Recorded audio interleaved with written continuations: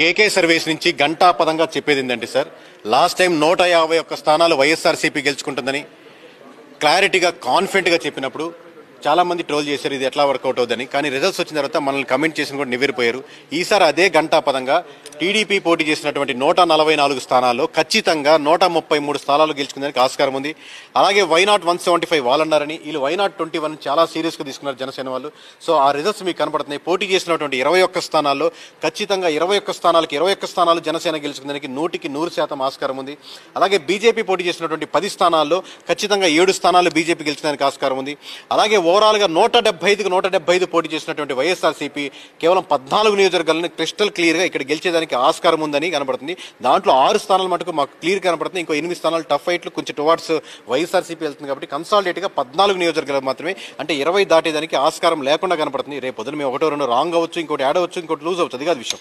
కానీ ఓవరాల్గా 20 లోపల వస్తుందంటే 151 స్థానాలు గెలుచుకున్నటువంటిది 175 స్థానాల్లో పోటీ చేసి 20 స్థానాల లోపు పడిపోతుందంటే, సో ఆబ్వియస్గా ప్రజలు most of the percentage 15 to 20% వరకు కూటమి వైపు మొగ్గారనేది మనకు క్రిస్టల్ క్లియర్ కనపడుతుంది. ఇన్ని రోజులు ఫాలో అవుతున్న వాళ్ళకి, కేకే సర్వీస్ నమ్ముతూ కంటిన్యూ చేస్తున్న వాళ్ళకి thank you very much sir. బీజేపీకి అవుట్ ఆఫ్ 10 7 వస్తాయండి. ఎక్కువ అంటే వృద్ధుల ఓట్స్ అన్ని కూడా జగన్ కే పడతాయి అంటున్నారు. అంటే ఎవరు ఓట్స్ ఎక్కువ ఇట్ సైడ్ వెళ్ళే అవకాశం ఉండదండి. ఆ నియోజకవర్గ పరిస్థితులు బట్టి వృద్ధులంతా ఒక మొత్తం విజయవాడలో అలా ఉండదండి. విజయవాడలో మీటింగ్ పెట్టారు మొన్న ఒక లాస్ట్ వీక్ వృద్ధులంతా కలిపి. మన వృద్ధులంతా ఒక పార్టీకి వేద్దాం అలా ఉండదు. మీటింగ్ పెడితే ఎవరు రారు అనుకోండి వృద్ధులు. సో ఒక పార్టీకి వేయడం కానీ, కన్సాలిడేట్గా మహిళలంతా ఒక పార్టీకి వేయడం కానీ, లేకపోతే ఒక సెక్షన్ ఆఫ్ పీపుల్ ఎవరైనా కానీ ఒకరికి వేయడం కానీ అలా ఉండదు. ఓవరాల్గా అక్కడ నియోజకవర్గం ఉన్న సమస్యల మీద వాళ్ళు ఫీల్ అవుతున్న దాని మీద మొత్తం ఎలా ఉంటుందని చెప్పి దాని మీద ఓట్ బ్యాంకింగ్ ఉంటుంది. కానీ వృద్ధులు ఎక్కువ వేశారు, సాయంత్రం దాకా ఓట్ బ్యాంకింగ్ మాడేయబడింది. లాస్ట్ టైం చెప్పారు ఇదే మాటలు పోయినసారి చెప్పారు, ఈసారి చెప్తున్నాను అట్లా ఉండదని నేను మొత్తుకుంటున్నాను. ఓట్ బ్యాంకింగ్ అలా ఉండదు, మీ నాయకులు అలా ప్రభావం చెందొద్దని.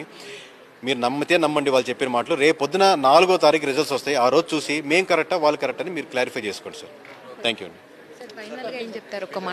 ఫైనల్గా ఖచ్చితంగా కూటమి గవర్నమెంట్ ఫామ్ చేస్తుందని చెప్తున్నామండి. ఇప్పుడు అంటే ఇంతకుముందు